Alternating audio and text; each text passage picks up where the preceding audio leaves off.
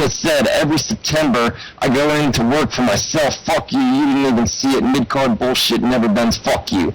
He says, you want to go to war with the best? Hope you fuckers don't live in glass houses. And he says, what else? He says, RVD. Yeah, there you go. RVD said Jeff Hardy and him are rock stars. In my prime, I was selling that 30,000 seat club.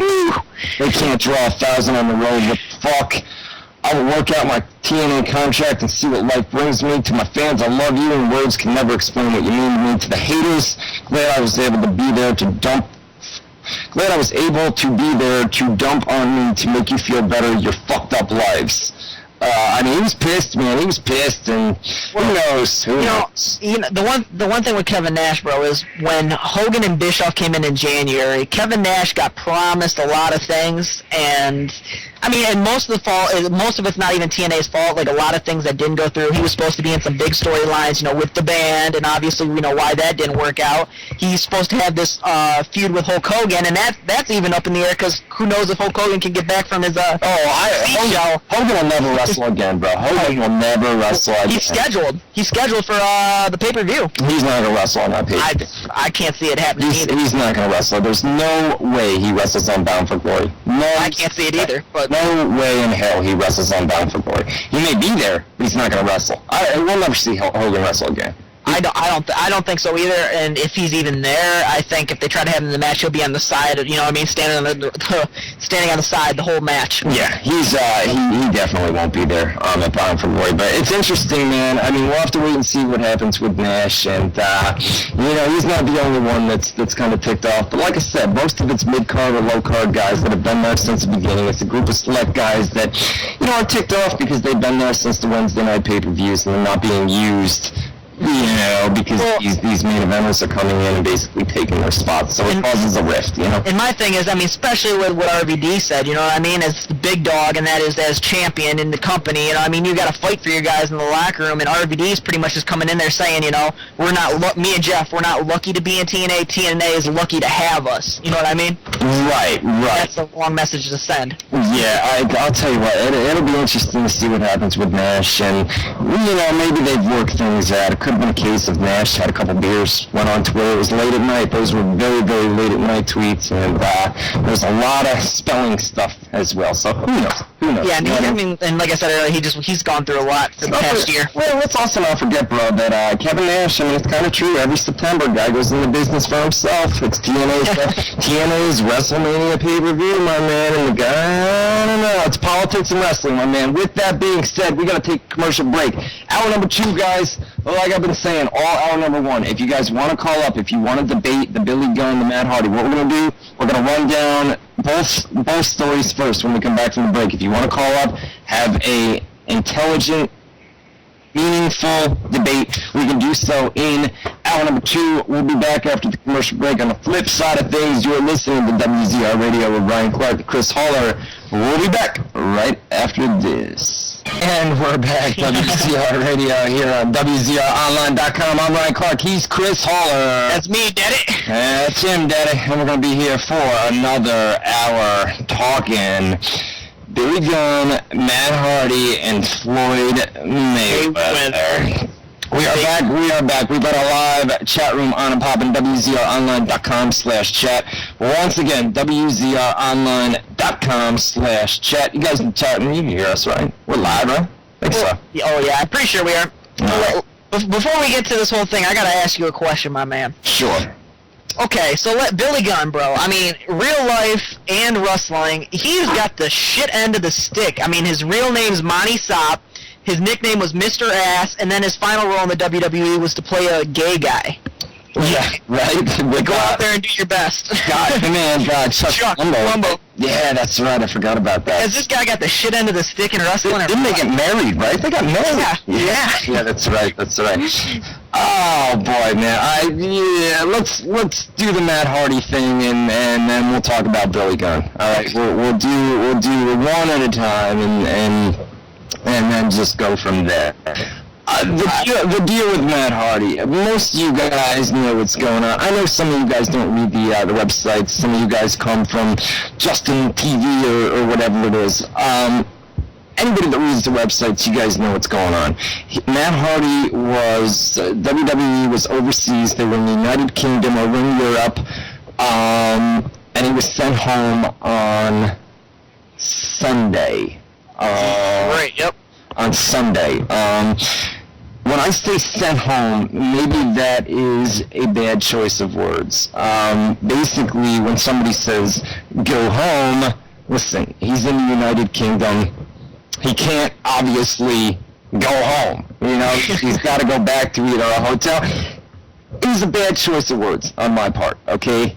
Matt Hardy sent home. Maybe Matt Hardy asked to leave a live event or something. I mean, I knew what you were talking about. Most people do. Most people do. You know, sent home, obviously he arrives at the arena, management sees that he's in rough shape and basically says, pack your shit and go home.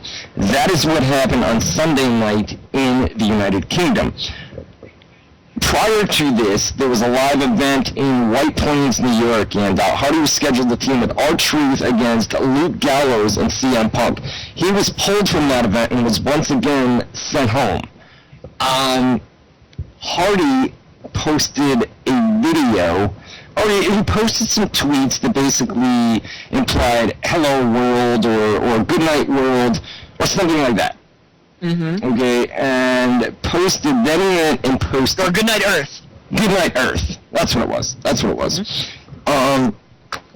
Take a sip of water. And then basically went and made a YouTube video. And in classic Hardy fashion, says, you know, acts like a 10-year-old kid, 10, 15-year-old kid.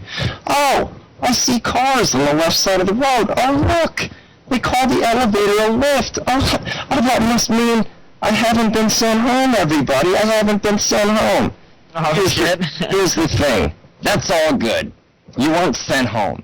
You were sent back to your hotel room. My apologies. I got it wrong. You didn't go home. But here's the deal. He addressed the being sent home part. Why didn't he address why he wasn't on the live event? Why didn't he address why he was sent home from the live event? Why didn't he address why he was sent home from the White Plains event? Why didn't he address any of that stuff, okay? Well, so basically, the reason he didn't address this is because he felt that he was going to make this YouTube video and go out like he normally does, and whenever something happens, whether it be Jeff Hardy being arrested for drugs, remember the tweets, everything's fine and dandy, it's not a big deal. Then it comes out, and the court records show possession of cocaine, possession of steroids. Everything's fine? Yeah, all right. No, I don't think so. Possession of cocaine, steroids in the house, bios. That's 15 years, buddy. No, that's not everything's fine. So basically, Hardy goes out, and WWE basically never responds to claims. When they're asked, they basically say no comment and this and that. And that's another reason that when Newsday contacted WWE officials, and WWE officials then went on record and confirmed that he had been sent home. And you can bet all your money that Matt Hardy, when WWE confirmed that today, Matt Hardy was thinking to himself, fuck, man, fuck. I got fucked, man. He basically, and this is what happens every time a bad or a piece of Hardy news that is not good, okay? Mm-hmm. Anytime a piece of Hardy news comes out that is not good, these guys go in defense mode. And hey, let's give it to him, right? Everybody does damage control. Oh, definitely. If there's a story about you, you're going to go into damage control and say, no, I'm fine, everything's cool, this and that, blah, blah, blah, blah, blah. I understand that. You're doing damage control, but everything is not fine. WWE sources, I'm telling you, the guy is in rough shape. There's a reason that he's been sent home from 2 live events, and there's a reason why he's not at the SmackDown tapings tonight. There was also a reason 2 weeks ago when I was live in Albany, New York, and I told you guys live from inside the arena, I said, this is a way to send a message to Matt Hardy. I said, Cody Rhodes is out here basically fucking destroying him, basically calling him fat, overweight, ugly, this and that. I mean, it was a complete burial of Hardy. And the thing is, if they didn't want him to go to TNA, I mean, like, no, if they didn't want him to go to TNA, he would have been fired already, guaranteed. You know what, and I don't know. Here's the thing. And this is my feeling on it. And let's look back. Let's look back at the video that Matt Hardy posted. Okay, let's look back at this video that he put up on Sunday night. Listen to his voice and look at his eyes. His eyes are glazed over. Okay. Mm-hmm. I know exactly where you're going. and his voice. This is a clear sign. Okay, you can tell a drug addict, or you can tell a guy that's been drinking. You can tell by the way they're talking. He was slurring his words, was he not? He exactly was. He was slurring his words, and he was acting like a 10-year-old kid, which is nothing new because we've seen videos like this before revolving around Matt Hardy. Okay? Yep. And go ahead. Oh, I was just gonna say that this is like after that video. At first, I thought this was more of a case of him just wanting to get fired and going about a childish way, being unhappy. But like you said, after seeing that video and then just realizing some of the things that he did not say, it makes me realize that he definitely has some personal issues, and I think depression too. Well, it's possible. He's got issues. He's definitely got issues. What they are, I mean, it seems clearly obvious from the videos. I don't know what his problem is. I can tell you that almost 99.9% of wrestlers, whether they be TNA, indie wrestlers, or WWE wrestlers, are on some sort of painkillers. Now, you say, how can they get past the wellness policy, this and that? If you have a prescription, you are fine. You can bypass that stuff. Exactly. These guys, all they have to do is walk into a doctor, okay, and say, listen, I'm a WWE wrestler, I'm on TV on a weekly basis. Right then, the doctor already says, oh, fame, right? I've got a celebrity in front of me. They get hooked up, okay? They can walk into any doctor, say, I'm on the road to 200 and something days a year. I need some sort of painkiller. Bang, they're prescribed, okay? Mm-hmm. Bang, it's done deal. And it's over. And then they put that on the list, and if they're drug tested and they fail the drug test for it, and it's on the list, they're cleared because they've got a prescription, okay? So, ding dong. Yeah, that was, did you hear that? That was text. Dude, this is my thing, man. I think it goes. Well, I think it all starts with depression because, like I said, all of his brother's gone, Greg Helms is gone, Shannon Moore, all of his travels buddies, like you said earlier. And not only that, but he arrived at SmackDown in Albany, the guy that was calling me from the arena. Hardy arrived by himself, okay? So he's traveling alone, and you got to keep in mind that this is the guy that used to travel, like you said, man, with Helms, Jeff, Moore, Shannon Moore, Go ahead, you finish your thought, bro. Oh, so he arrived alone, you know what I mean? So, yeah, I'm just thinking, like, with all this time of, so you're imagining since they've been gone, he's been traveling alone, and, that's by yourself pretty much most of the day, and, that's going to lead to depression, which leads to drugs and weight and all that. So I think this is really just a case of him having just personal problems. I'm not saying that he doesn't have health issues, okay? There may be health issues. All right, and there may be a reason why he's so big. I just put up a photo. I'm sure you guys have seen it, but it's on WZROnline.com.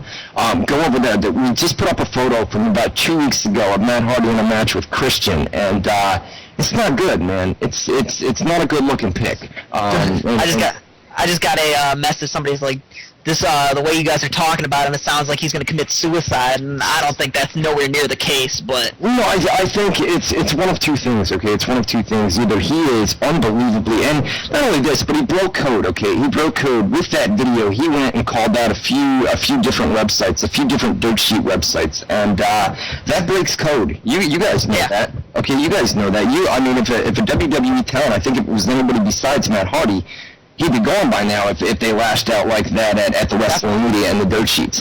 And he broke code with that. So it's one of two things, okay? He is either on some seriously good drugs, which seems pretty clear judging by the video that he put up Sunday night and previous videos, or he wants out of WWE. Like we just talked about, Moore's gone, Jeff Hardy's gone, Shane Helms is gone. All these guys are gone. Guys traveling by himself. Maybe